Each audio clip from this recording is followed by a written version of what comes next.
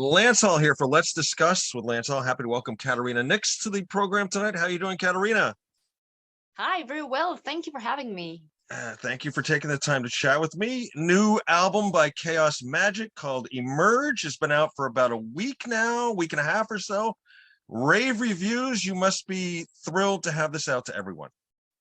I'm so thrilled. Like the reviews have been overwhelming and the response has also been really, really good from the fans.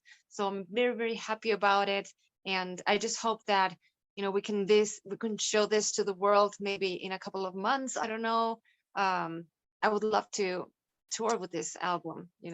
Yeah, I saw today on your Facebook page, there's a poster up in October. You guys are going out hopefully with Nightwish and Beast in Black. Um, well, we only have shows scheduled for Santiago so far Okay. for this year. Okay. So because of the COVID situation that, it's not, we don't have any certainty yet about what's going to happen with it. We still see some shows that are getting canceled, getting postponed over the virus. So it's hard to start planning for the end of the year, for example, if we don't have that kind of certainty. So I really hope that maybe next year we're going to be able to do, more things abroad. And the other thing that I was just reading, this was a band from Australia. I cannot remember their name. I was, viewing my page before this. They had to cancel a tour. They were having trouble getting visas because there's such a backlog with the consulates. Have you guys run into any of that at all? Or have you even gotten that far yet? No, I mean, we haven't been able to go abroad anywhere. So we haven't come across that kind of problems. Last time we toured, we got here to Chile. We finished the tour with Visions of Atlantis. And like a couple of weeks after that, we got completely secluded and things like exploded with the situation. But as I was telling you, I imagine that there's lots of bands that are going through that situation, that they can't get visas because the regulations in every country are different. Sometimes they require the vaccine. So yeah, it's not normal yet. It's not like it once was, is it? Exactly. Yet. And I don't know if it will ever be, but I'm hoping for the best. I mean, that's what we have to do, right? Absolutely. Well, speaking of the best, let's get into some of the best music I've heard in a while. Actually, I shouldn't say that. I listen to a lot of great music and it's all good. But this is like a really, really good album. Emerge. Let's talk about the cover art. First thing I got to tell you, Caterina, if there's two things in this world that scares me is water and snakes. And you got both of them on there. It's supposed to be a little bit scary, the dark water and the snakes, but everything has a symbolism. So if you look into the lyrics of Emerge, you'll realize that it's about that. It's about, being in a pit of snakes and finding a way out, finding the light. So if you see it closely, I'm holding a lotus flower in my hand, and there's snakes, but there's also lotus flowers. So that's the symbolism. Like if you're in a pit of snakes, there's always some light out there. I was looking your video. The video for that song's got like 68,000 views on YouTube. I mean, that's got to be really cool to look and just watch that number trip up. Yeah, it is so good. And we're always hoping for the best. But this time the reaction was huge. It's an amazing video. What part I really liked was the final shot where you walked out, you're wearing that white outfit and you walk through that white door and it's like you're disappearing. I thought that was amazing. Was that by design or did it just sort of happen that way? It was by design. I mean, it was hard to find a place to shoot that video, so we ended up shooting it in a very old cemetery. Not scary at all. Yeah. But yeah, everything is very symbolic. Like if you see that I'm in this golden cage, and I finally escaped from there, and I'm wearing this very simple, humble white dress in the end, like when I'm escaping. Everything has to do with the lyrics of the song. And in the end, as I was telling you, there's light in the end of the tunnel. Yeah, that really captured me. I watched that video like 3 times, and I watched it one more time tonight as I was preparing, and I was like, wow, that is, it's like she's just disappearing. That was really cool. Yeah, thank The you so much. Cool. the lyric I really liked in that song too was a couple of lines here. It's a path not fully chosen. I have no shields against this torment.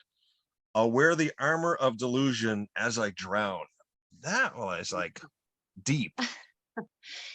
Yeah, I mean the whole song, it's about like a very dark uh patch I was going through.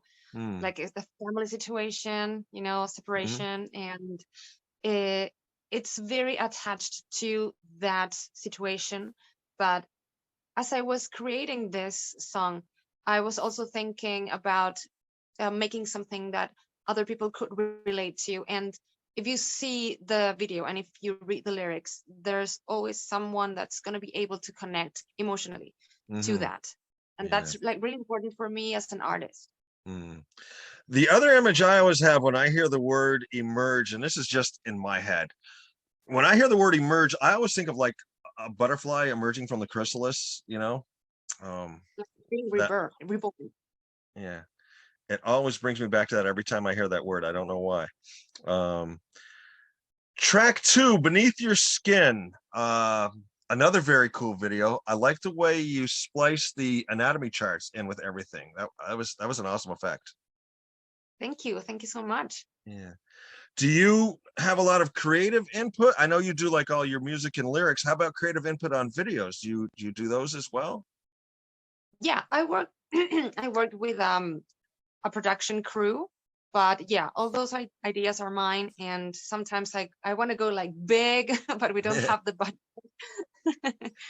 So we have to stick to the budget, and they have done like really good things with a very little budget, and I'm very proud of that. I'm very proud of them.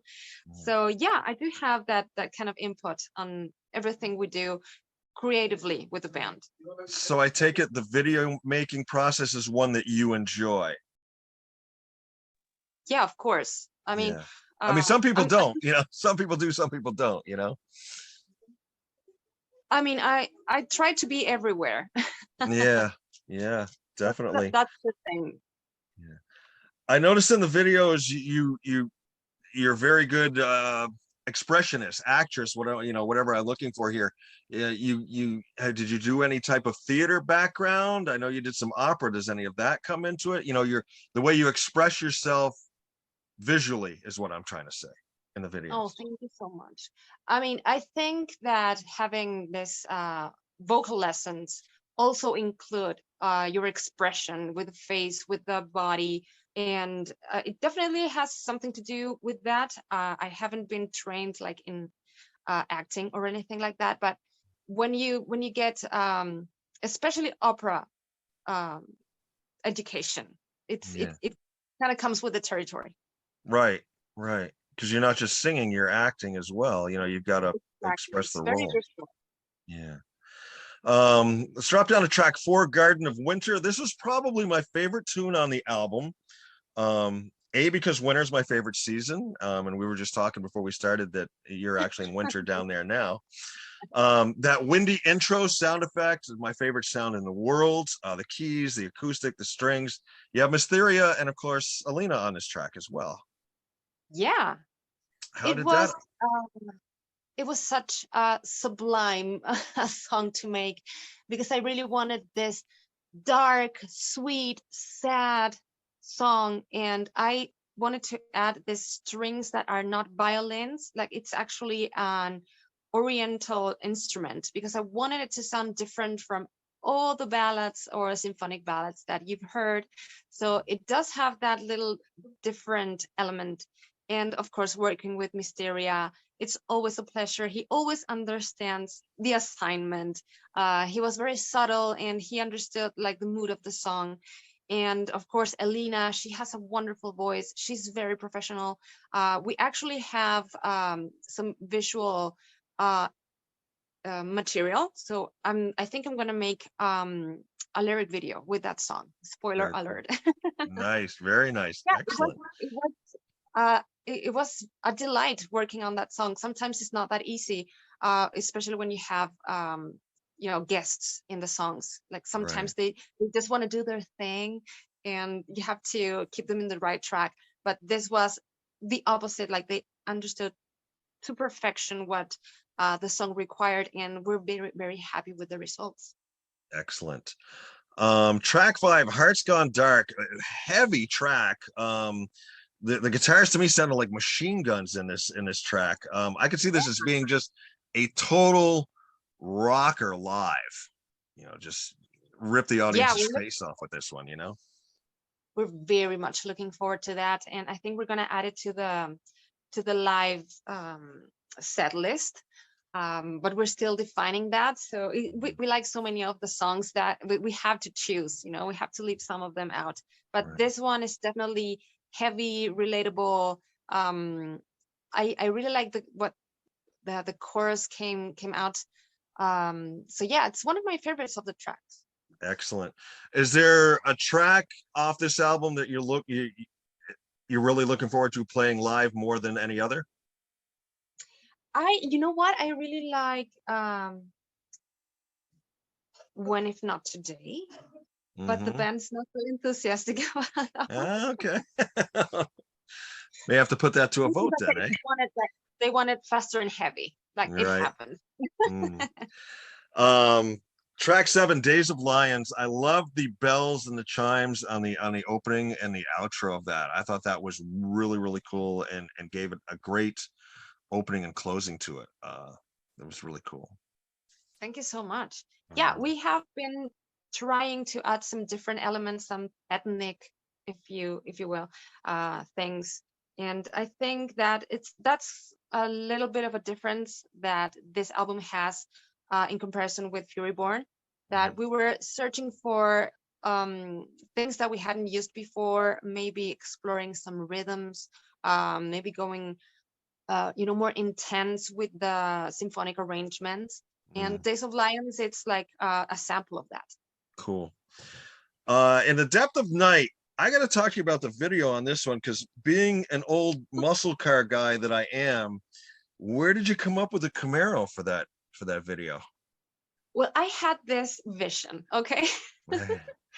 Since Frontiers Records, which is our label, has a huge roster of ARR bands, I said, you know what? Maybe we could come closer to that in a certain way. And I wanted to choose as a second single something completely different from Emerge, and something that could show the range that we have within the album of the different styles and the different moods. Okay, so I chose this as a second single, and I wanted to do a very fun, entertaining, full of light video, completely opposite of what we're doing with Emerge. So we took a risk. We took a risk because doing that with that image and that mood for a symphonic metal band, it's like thinking out of the box. Although I know that this 80s resource is being used a lot, like it's trendy now, but I still wanted to take that risk. And you pulled it off wonderfully. It's a fabulous AOR song, I grew up in the 80s, so I could hear that being a hit in the 80s, and love the car. Yeah, how much fun was it to drive the car? It was so much fun, because I do have a thing for cars too. I'm not an expert, but I do love them. And well, I decided that I was gonna drive the car. Yeah, you get a chance to drive a hot rod like that, you've got to. Yeah, and well, the guys were a little bit scared about going in the car with me. So I'm all alone there. Now, that video was shot obviously outside. Where was that shot? Was it a difficult shoot to do, being outside like that, with the cars and everything going by and everything? Or it was a place next to the airport, so it wasn't there wasn't any traffic nearby, but it was so cold. Like, I think it's one of the coldest that I've ever felt. It was awful, and it took like 16 hours to shoot. We were there all night and part of the morning. So yeah, I'm really happy about the results. You can't see there that I'm freezing to death, but it was because you fooled me. It looked like you were out on a hot summer night. Yeah, and I'm the coldest person ever. Like I'm always cold. And I said I'm gonna sacrifice myself for the art. And I'm going sleepless on Yeah. on several shows. um the next track, Victims of Our Heaven, and this is where I like, where I talk a lot about album sequencing. I mean, the first part of this album, is pretty heavy. There's some pretty heavy stuff. Then, like you said, you got this sort of AOR's almost like pop song within the depth of the night, and you follow it up with a fabulous ballad. How close attention do you play in sequencing an album like this? I thought this song was perfectly placed in the album. I needed the break. I'd had a little bit of a come down with depth, and then just into a beautiful ballad like Victims. Thank you so much. Yes, it's absolutely deliberate. We think about the rhythms of the whole experience, because Mm-hmm. I know there's a lot of people who like this kind of music, that they pay attention to the whole experience that it is to listen to the entire album. Mm-hmm. So we were very aware of that, and all the highs and the lows in rhythm and intensity are completely deliberate. Mm. Very great pacing, because then you come out of that with a real powerful, to me, an urgent song with What If Not Today. I thought that was, then you bring it back up and you close out with What's Your Fuel, which is just an absolute banger. Yeah, Great I love closing that track. song. Yeah, Yeah. we wanted it to end with a bang. Yeah. Absolutely. Now, for the recording process, were you able to be together, the band together in studio, or is this one of these where everybody's everywhere and you share files and then it gets, piecemeal together like a quilt, or how did that go about? Exactly like that. It was very hard.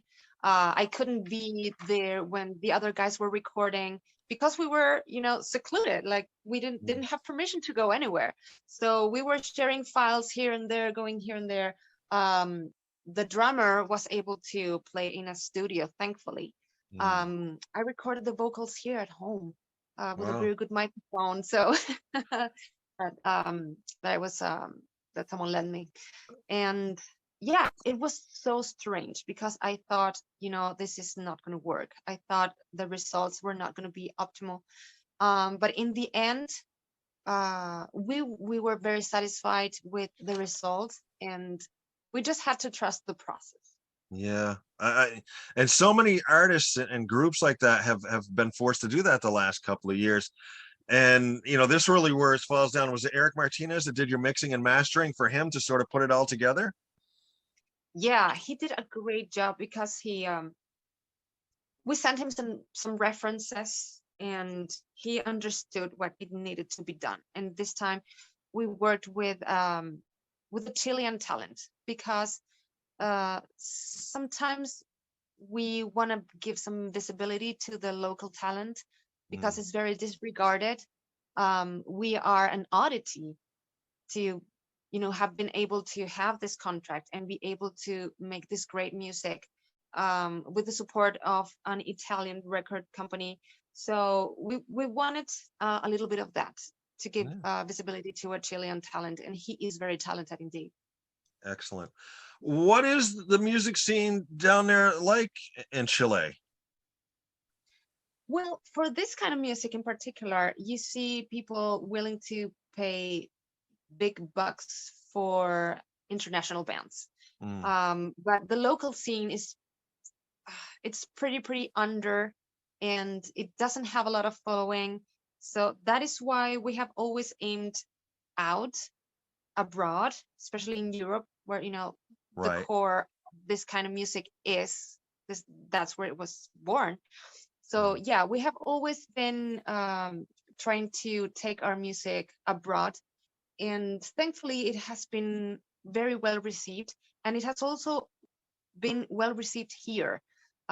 We weren't expecting that, but it has happened, and it has been a great satisfaction. Excellent. Excellent. Let's go back in time and talk about this, because you were, of course, born and raised in Santiago. Um, you started getting interested in music like when you were very young, 4 or 5 years old. You talked about singing kids songs. Do you remember maybe one of the first songs you attempted to sing or tried to sing or heard or anything like that when you were very young? Uh, mm. You mean out of the kids song, Yeah. like a real song? I really liked growing up Michael Jackson. Hmm. And I remember at school they always made us sing the Beatles. Okay. So yeah, those were the first approaches, I would say, like trying to sing like a grown up. And then around 6 or 7 was when your brother got you into rock and roll. Exactly. Yeah. Now, what were It you? was the middle of the 80s, you know. I was born in Yeah. 82, and my brother, he's 11 years older than me, and we have always had this great relationship. So yeah, I was a little bit hyperactive. So to calm me down, he would play music for me, play the guitar. You know, we would share those moments together, and we would listen to a lot of Queen, Okay. and it was like a really warm, great experience, and that's when I started liking rock. I was going to say, with him being 11 years older than it, you must have been like, I was going to say Queen, Led Zeppelin, stuff like that. The what classic rock, Mhm. you know? Exactly. Yeah. Yeah, we had tons of fun. And then you discovered metal at 12. Oh, yeah. And how did your introduction come with that? How did? I was a lot into grunge back in the day, like Sure. when it was like huge. You know, Nirvana, Alice in Chains is one of my favorite bands to Fantastic. date. Yep. Um, so yeah, I was really into that, and then I just started listening to Iron Maiden and Megadeth and Ozzy Osbourne, like Mm. the big icons of this kind of Yeah. music. And then Mm. Halloween, and then, went down the rabbit hole. And just went on and on. You bring up Ozzy. I was going to ask this question a little later in the interview, but I think I'm going to time it now because you mentioned Ozzy. He just put out a new song, Patient Number 9. The guy's like 73 years old and he's still cranking it out. Do you see yourself at 73 still doing music? Oh, absolutely. Yeah, Absolutely, yes. I'll always be there. Music for me is it's something that uh, kind of saves my life a little bit every day. Like if I'm having a bad time, bad day, I think about the music that I can create, and I think about how can I translate those emotions into music, and I feel a little bit better. So it's always been a tool to express myself and to release energy, emotions, etc. It's like I don't know, going to a kickboxing class and just releasing everything you have, Yeah. and at the end of the day, just breathing and uh, go to bed in peace. I've also read that nature very much inspires you. You like to be outdoors and stuff. Do you go out and hear the music of nature as well and draw inspiration from that? I love that. I love that. But lately, it has been hard Right. because I'm taking care of my 3-year-old, and he's very demanding.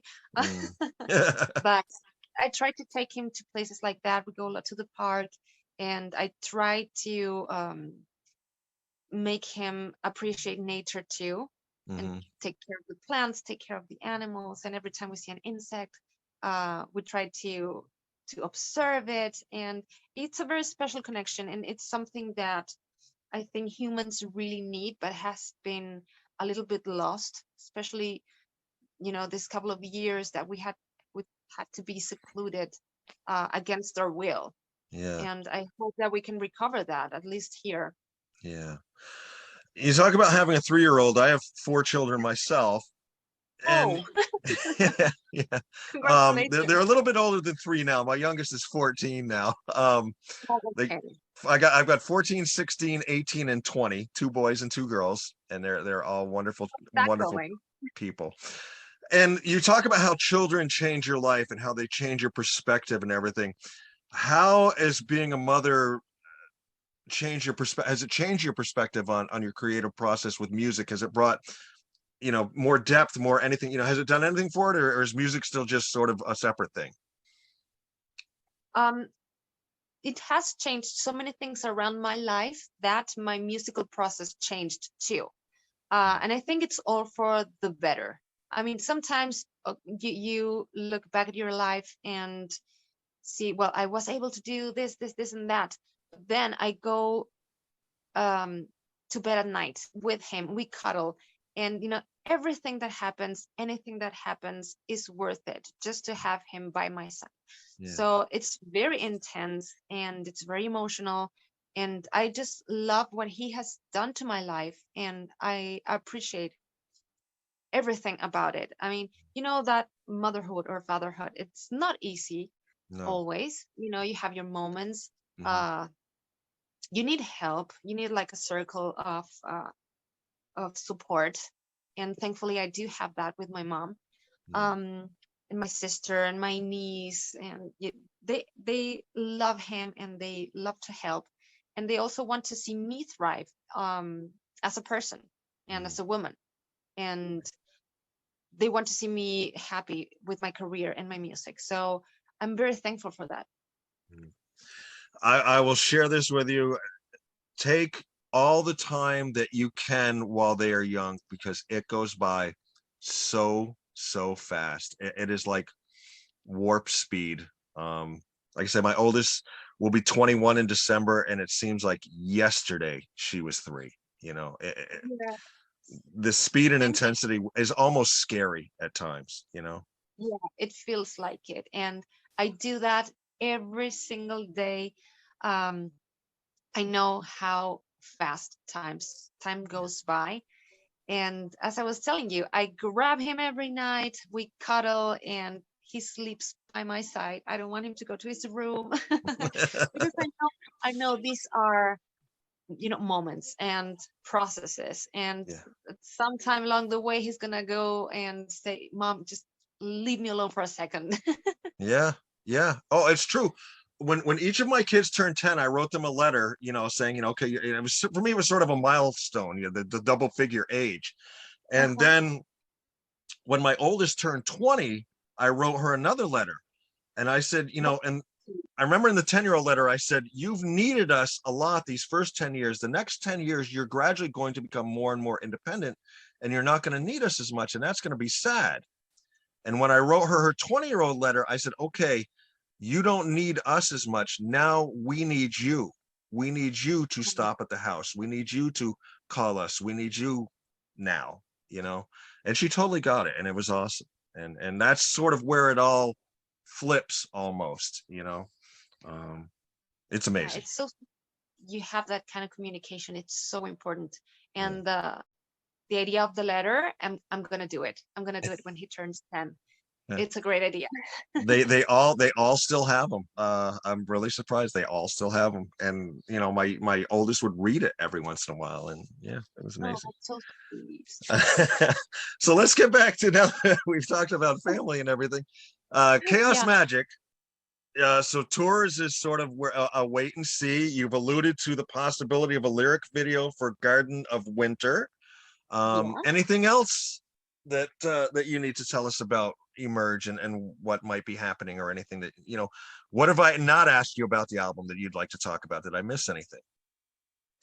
Well, we've pretty much covered everything. I mean, uh, the most interesting thing about it, I think, was the creative process. So we've covered that. Mm. And yeah, we have some exciting shows coming here in Santiago. Um, we have Nightwish with Beast in Black. We have Timo Tolkki, we have history with him. Yeah. He's a good friend, and he's touring North America and South America, if I'm not wrong. And he's gonna come with a great lineup, and we're gonna be opening for him. So uh, that's great. That's the second time we're gonna be playing with him, because he came a few years back, and we were able to also play with him. So it was great. He has lots of following here. Mm. And we're also going to be playing in November with Myra. Have you Oh, ever heard of them? nice. Yes. They're Excellent. they are so great. And as you may have heard, Saher, he's the singer from Myra. Okay. He did a collaboration with us for Sting cover called Desert Rose. So Okay. he was the only person I wanted for this song, or I wasn't gonna do it. And thankfully, he was very happy about it and enthusiastic, because it's one of his favorite songs, and he did Excellent. an amazing job. Perfect. Well, one thing I wanted to bring up, I was just re-looking at my notes here. In some of your pictures, you look to be in fabulous physical condition. Do you do it, of course, with touring and everything and using your voice, you have to be in optimal condition because that is your instrument. Do you do yoga, exercising, martial arts, something like that to stay in tip-top shape like that? I wish. You're just one of these people that just does it, right? I do hit the gym every now and then. I mean, I was I've been lifting weights for several years now, and that has helped me stay in shape even though I haven't worked out lately. I'm trying the keto diet. It's Okay. been awesome for me because I love meat, I love cream, I love butter, I love eggs, bacon. Um, so I'm starting on those things and I'm very happy. All right. Very good. Because it like tons of calories and healthy fats, and I have to starve. That's so important for me because I love eating. Okay. But yeah, I lift weights whenever I have the time, and if I don't have, I make the time just to play a YouTube workout, and even if it's 11 p.m., I do it because I really need it. Like I need to go to bed physically tired, or else I don't sleep, or I Mm, sleep very badly. So I need the exercise.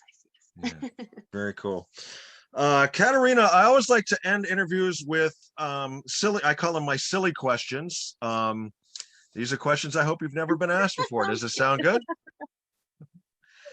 Um, Of course, yes. what was your favorite toy growing up as a child?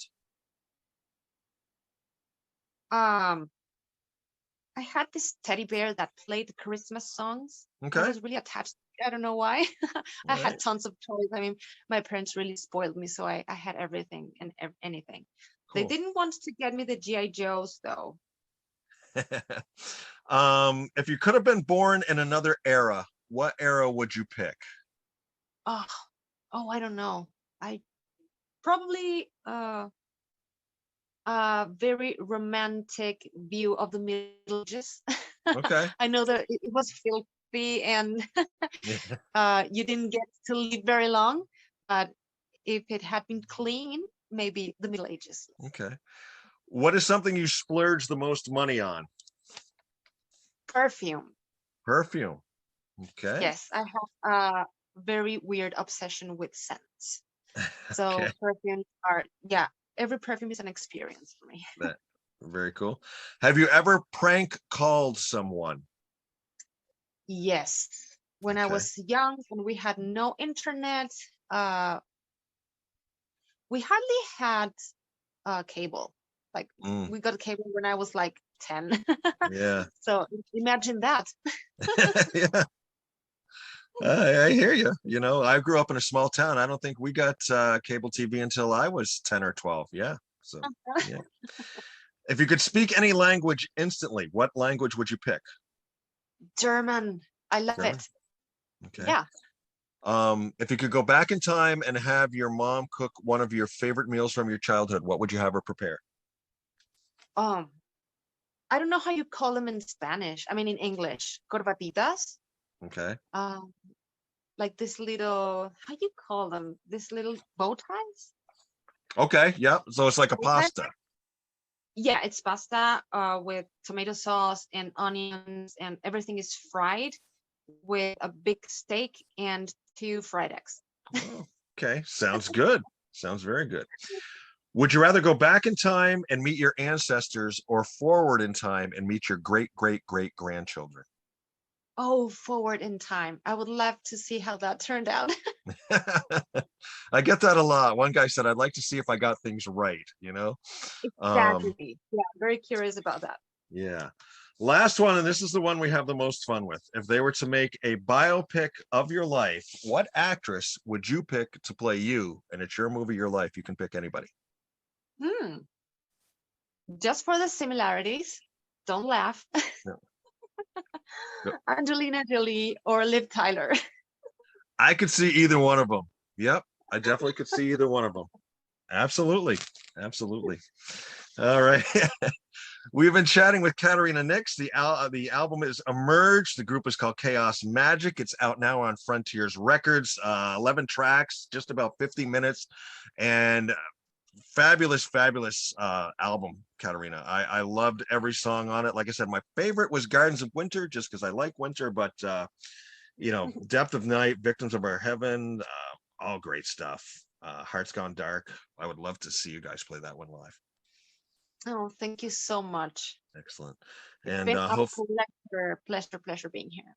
yes, hopefully you get to go out on tour and your travels are safe and all your shows are sold out. Oh, thank you so much. We're gonna plan for that. Definitely. Enjoy the rest of your evening, Caterina. It has been awesome. You too. Thank you so much. Bye-bye. Bye bye.